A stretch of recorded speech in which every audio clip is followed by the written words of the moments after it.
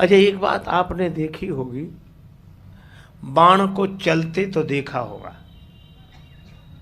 अब आजकल तो धनुष बाण की परंपरा नहीं रही, पर टेलीविजन में, धार्मिक सीरियलों में, रामायण में बाण चलते देखा होगा।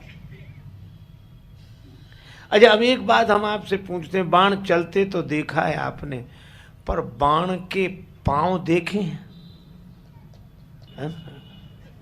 बाण के पांव नहीं है, पर वह चलता है।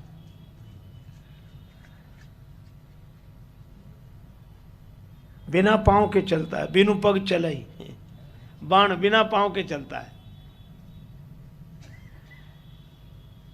एक सज्जन बोले कि बिना पांव के चल सकता है? हमने कहा बाण तो चलता है। बोले ओ, हमने तो ध्यान नहीं दिया, हमने तो ऐसे तो कई चीजें चलती हैं। किसी के घर कोई मेहमान जाए तो गृह स्वामी बड़े भाव से पूछता है, क्या चलेगा?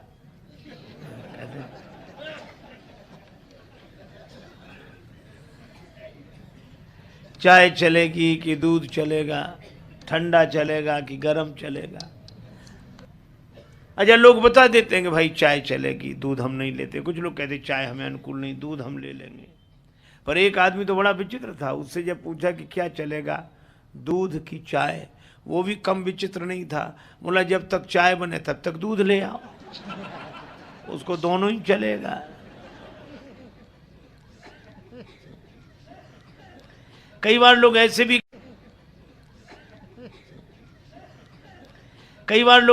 कहते हैं कि अभी क्या हो रहा है? बोले अभी तो नाश्ता चल रहा है, भोजन चल रहा है।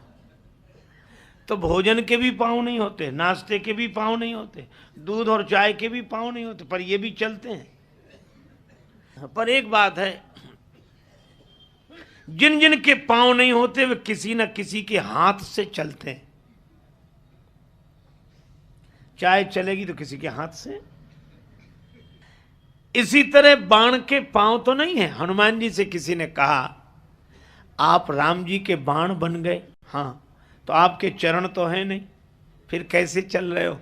हनुमान जी ने कहा कि हम चल तो रहे हैं, पर हमारे चरण नहीं है, पर हम ऐसे समझ लो कि बिना साधन के गति हो रही है, बिना साधन के गति हो रही है। कहा क्यों हो रही है?